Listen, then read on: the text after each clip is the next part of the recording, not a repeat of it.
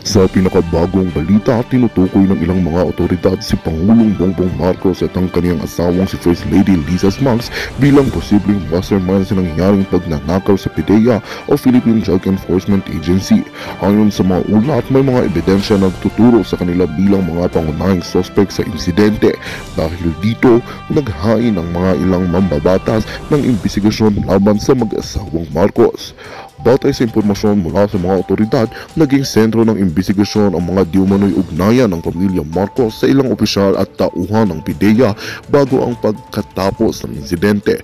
Ayon sa ilang mambabatas, mahalaga na linawin ang mga bagay na ito upang malaman ang buong katotohanan sa likod ng pangyayari. Hinihiling din ng ilan na magsagawa ng mas malalim na imbestigasyon upang matiyak ang katarungan at pananagutan sa kung sino man ang tunay na may sala. Sa ngayon, hindi pa naglalabas ng pahayag ang tanggapan ng Pangulo o ng kanyang asawa tungkol sa mga paratang laban sa kanila. Subalit maraming sektor ng lipunan ang nananawagan ng masusing pag-iimbestiga upang malaman ang katani-paniwalang katotohanan sa likod ng kontrobersyal na pangyayari. Patuloy naman ang pagsubaybay ng publiko sa mga susunod na hakbang ng mga kinauukulan sa pagresolba ng isyong ito. Well, itong ang balitang ating pagkakatutukan, ngunit bago ang lahat, siguraduhin mag-subscribe at i-hit ang notification bell para sa patuloy na pagtutok sa mga sulyap ng bagong balita sa tunay na boses ng masa.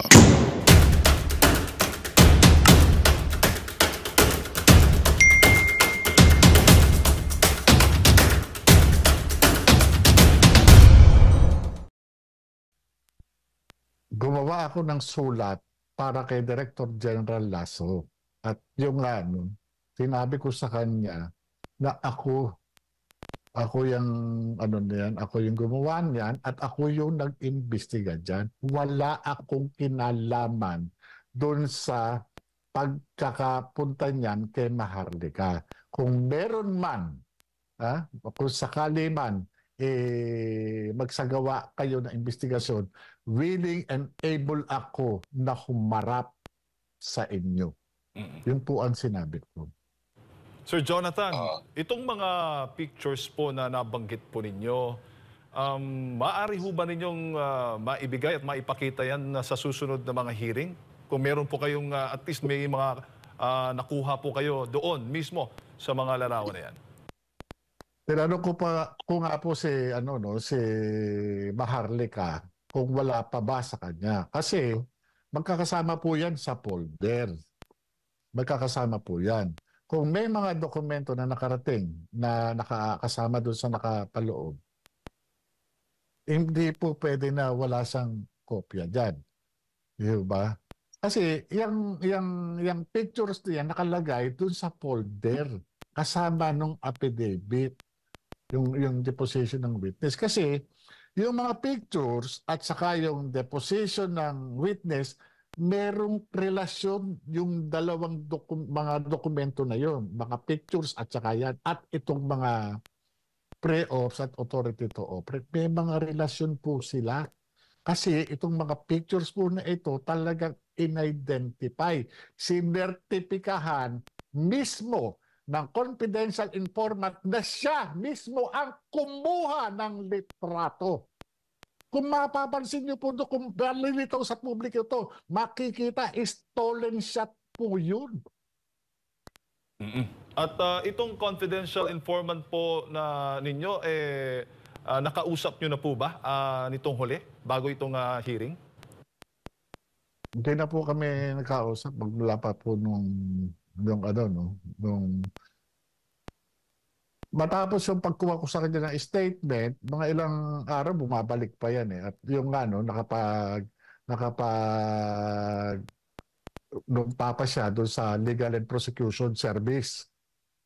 Nakapanumpa po siya doon sa isang komisyonado o isang abogado na merong authority para mag-administer na oath.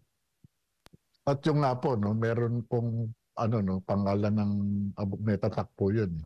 Ganoon naman po yung yung usual na ginagawa pagka may investigation kami. Hindi na kami nakapag-usap pa.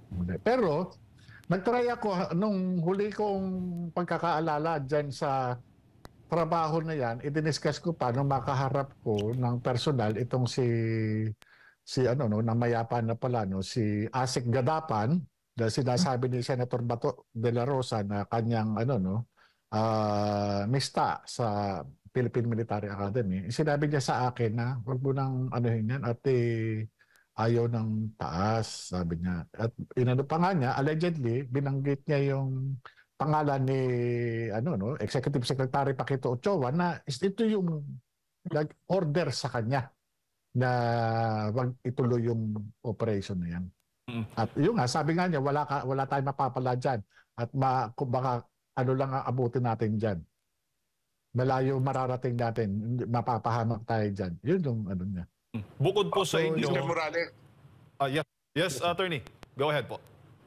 Mr. Morales, tanong ko lang, itong confidential informant, kasama pa siya doon sa suminghot, doon sa white powdery substance, o siya ba ay isang nanonood lamang, siya ba ay kasambahay? Anong tingin ninyo? Bakit niya nakuha yung mga stolen shots na yon?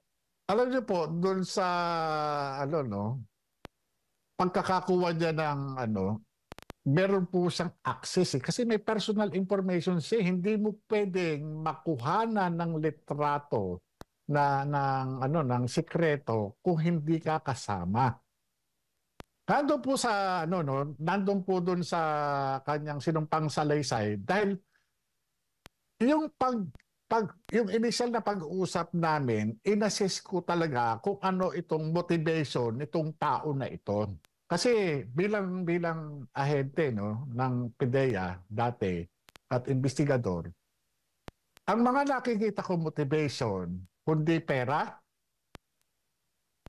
nakagalit, inggit, selos, negosyo, kaaway sa negosyo, kakumpetensya doon sa turf o doon sa teritoryo at iba pa. Hindi ko sasabihin kung ito ay lalaki o babae. Talagang manganganib ang buhay nitong tao na to. Kaya nga, sabi ko nga po, no, kung ano man, ito kung ma-declassified ng tuluyan, hayaan ko po yung mismong authorities ang mag-declassify. Kasi nga, meron din akong kakaharapin talagang kung talagang iaano ko to. Kasi hindi po pa po siya naka-declassify yung nilalaman po nung nung epidemic. Pero at least bigyan niyo po kami ng indikasyon. Ito ba ay kapwa alta sosyedad o isang kambahay doon sa lugar na yon, kasambahay?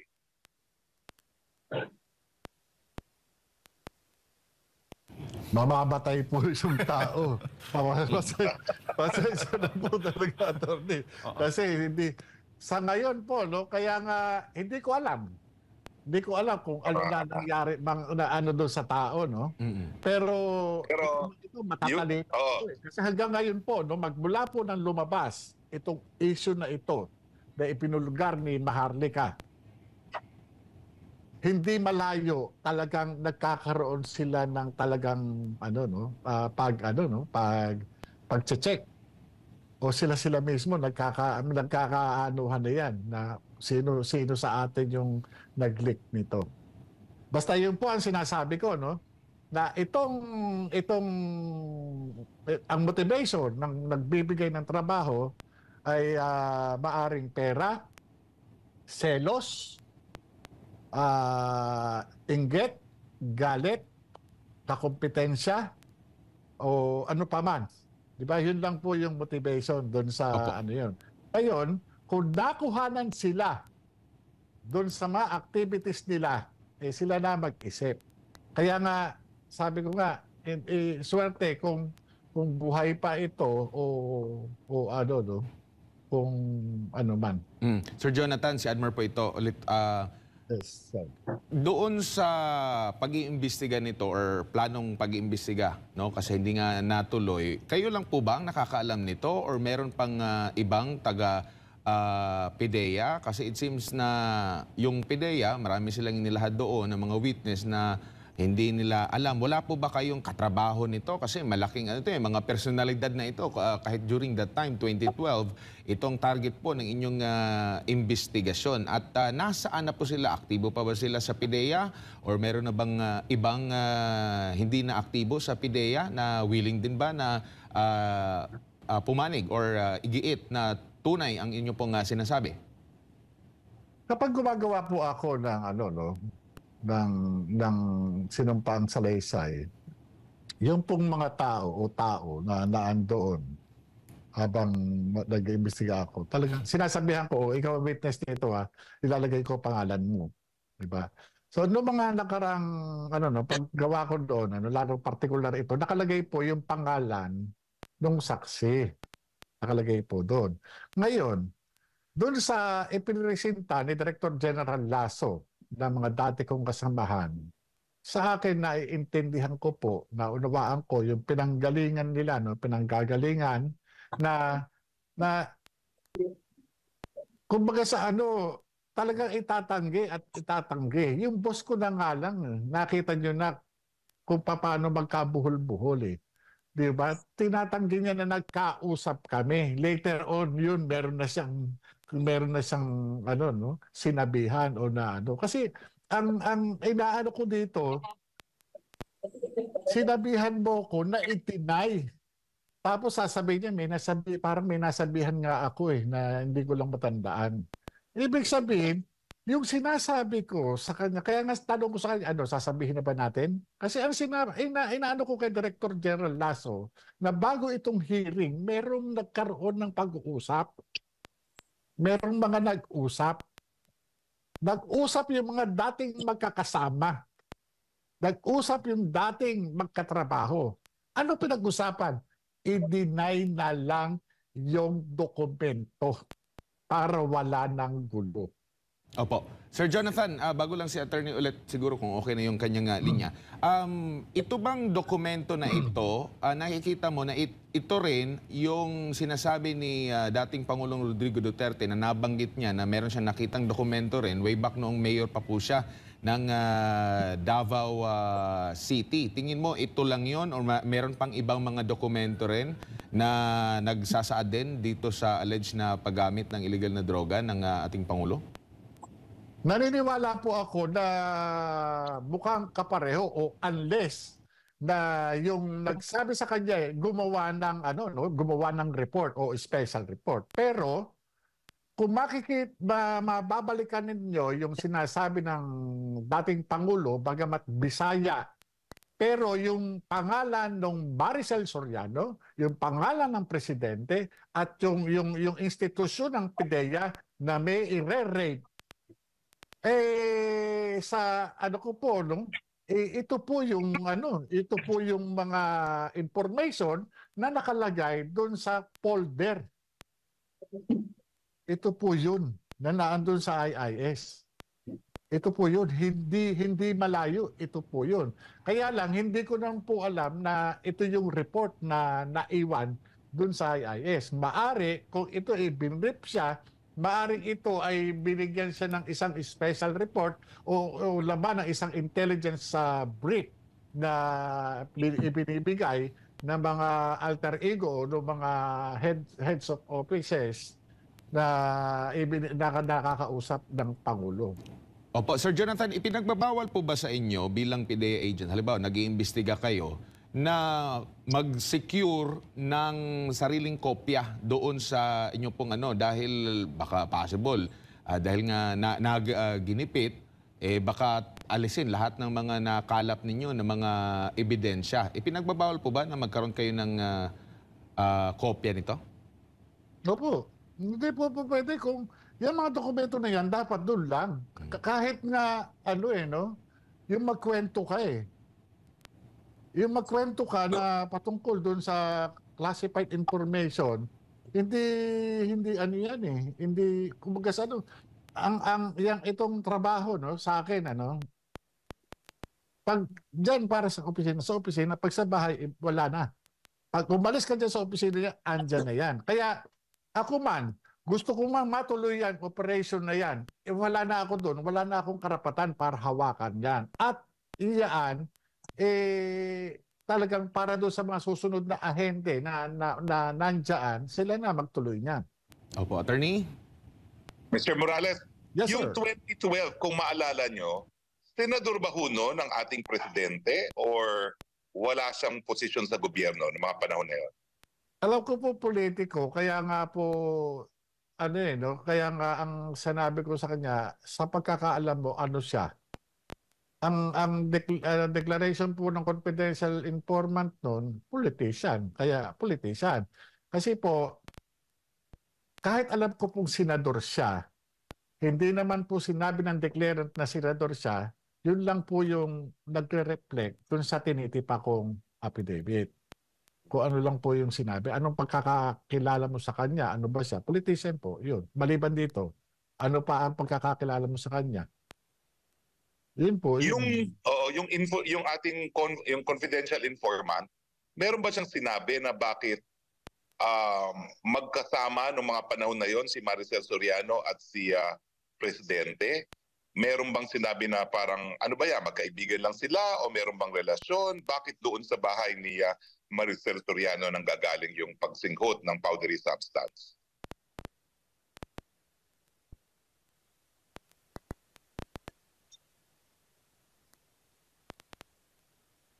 Meron ba ho? Other than magkakilala sila, meron bang sinabi na special reason kung bakit doon mismo sa pamamahay ng artista nangyayari? Parang wala ata, hindi, ano, basta ang ano lang, yung mga tao na ano, kasi naka-focus lang po kami doon sa mga litrato eh. Yung ano parang wala ako natanong po na gano'n. Na bakit sila, mag-ano ba sila o mag-ano, no? Kaya, wala po ako natanong na Oo.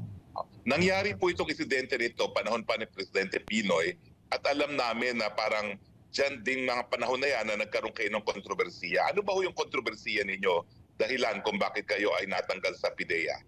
Ganito po yun, ano? Yung kontrobersya na yung una nagpumutok doon sa PIDEA po, no? Ito po yung na meron kami natuklasan na isang grupo ng mga na malalaking drug trafficker na nag-ooperate sa Binondo. Ganon din sa ginagamit nila, no, yung National Bilibid Prison na bilang kanilang mga ano, no, yung distribution. Yung nandoon yung kanilang yung mga nakakulong doon na mga high profile inmate, yun yung ginagamit nilang mga marketing officers. Ngayon, katulong ng Anti-Money Laundering Council, natuklasan po namin yung accumulated na sales ng sindikato ay umaabot sa 200 billion pesos. So, yun po, nakapag kami ng nagkaroon ng asset preservation order at ang inabot na nga lang po ng freeze order ay 130.4 million. So, tinrabaho namin yung mga personalities sa likod niyang Binondo Drug Cartel at nagkaroon po kami ng pagkakataon na maaresto yung isa doon sa mga financier. Nahuli ko po yun doon sa NAIA, Terminal 3, matapos itong magkaroon ng warrant of arrest. At yung isa na bypass ko doon sa May Timog, ako po mismo yung postal buyer. At yung isa ay nahuli ko mismo doon sa DOJ nung paatin siya ng preliminary investigation. So, patapos po doon, nung mahuli namin yung pinaka isa sa mga financier, ang ginawa nitong sindikato, kasabwat yung iba sa gobyerno at merong taga-media, pinailan kami ng 8 million extortion na So, sumambulat po yun sa publiko, nagkandak ng investigation ng NBI at umatin naman po kami, sinabit naman namin ang sarili namin at dahil nga malakas yung pressure, ipinail ito ng DOJ sa ombudsman at yung sa court ng Quezon City. Na-exonerate naman po kami doon sa extortion na yun sa ombudsman. Ganoon din po sa Quezon City, na-dismiss naman po yung kaso. Ngayon po, dumating po yung point na hindi na namin maintindihan yung liderato ng PIDEA, particular dito doon sa Deputy Director General. Ito po yun. So, talagang grabe yung disappointment ko doon at saka doon sa kasulukuyang Director General si ano ba pangalan nito? Inalisan kami ng karapatan na manghuli. Nirelieve kami doon sa IIS, nilagay kami sa regional office ng NCR. Pwede kaming manghuli doon lang sa squatters area ng PIDEA sa likod. Yung squatters area doon sa likod ng PIDEA, doon lang po kami pwede manghuli. Biro nyo, apat kami opisyal, tapos may mga tao kami. Biro mo, sayang yung sweldo pasweldo sa amin. Doon lang kami sa maliit na area, inuhuli namin laboratorio, drug trafficker, tapos pinahuhuli sa amin yung mga piso-piso. Kaya talagang sama talaga ng loob ko na. Ano ba talaga? Ano ba ang tama at mali? Kung ganyan lang pala din ang natin dito, magpapautos kayo kahit wala namang kasalanan yung tao, tama na natin. Umpisahan na natin sa tulad natin. Sabi ko, total pare-pareho tayo alagad ng batas, itama na natin. So ang ginawa ko, nung ginawa namin, 3 kaming ahente, nag-execute kami ng joint affidavit, nireklamo po namin yung aming opisyales na nag-uutos sa amin ng mga ng kung ano-anong irregularidad. Kumbaga sa yung mga inuutos sa amin na for compliance na accomplishment. So pinel namin sa IAS yun, at ito namang IAS, sa halip na umaksyon, kami pa yung pin-down kasi masisira daw yung agency. Kita nyo, no? Kapag yung sistema lalabanan mo at magsasabi ka ng totoo, ikaw yung kakadain. Dahil nga nakapag-execute na ako ng affidavit, pag upo ko sa korte, sinabi ko yung totoo. Dahil hindi ko na matiis yung taong nagdudusa na wala naman talagang kasalanan. Alagad ka ng batas eh. Kung ikaw alagad ng batas, dapat ikaw yung nagtatanggol dun sa karapatan ng tao na yun. Diba nga, ako nangyari na sa akin. Nag-iisa akong pulis, meron nag-aamok, naghahabol ng panaksak sa isang palengke ng Pasig. Iniharang ko po yung sarili kong buhay. Mamamatay siya o mamamatay ako. Napatay ko siya. After less than or more or less 5 years, acquitted po ako. At ginawa ko po uli yun. So, para sa kaalaman po. Opo. Okay. At So, yun para po, sa kaalaman po ng ating mga viewers, no, linawin po natin, wala po kayong kahit anong conviction sa kasong kriminal. Wala po kayo. Wala po. Pero meron pa rin kayong mga hinaharap na mga kasong kriminal.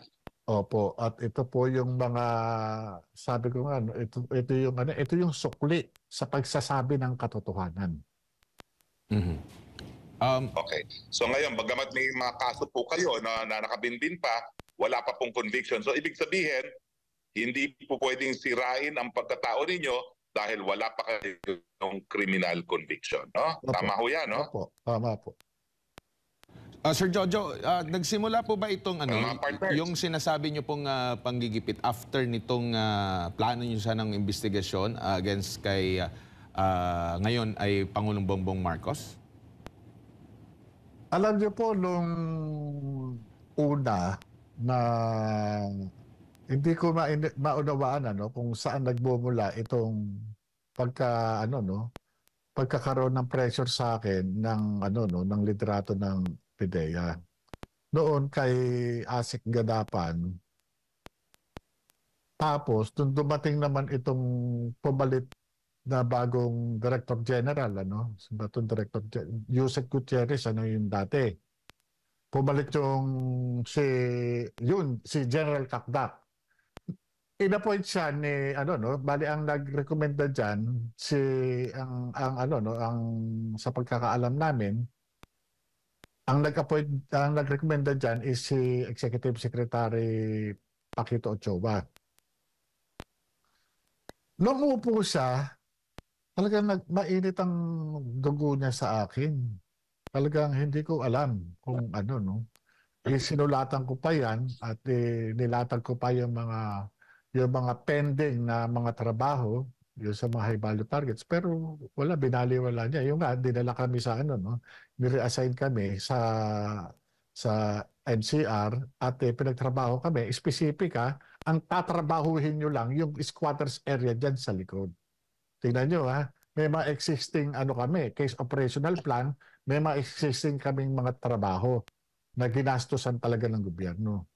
Magtataka talaga ako hanggang sa yung ano, yung tungkol dun sa mga drug lord talagang hindi kami nagkaroon ng patas na pagtrato dito sa ano, particular ako dun sa ano. Hanggang sa nare-realize ko na mukhang hindi kaya itong pagkaka-imbestiga ko dito sa cocaine ano na to na involving politician Bongbong Marcos, hindi kaya ito yung dahilan ng nangyayaring indulto sa buhay ko ngayon.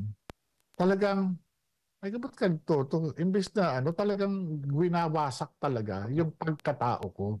Talagang pinalalabas nila sa publiko na hindi ako dapat pagkatiwalaan.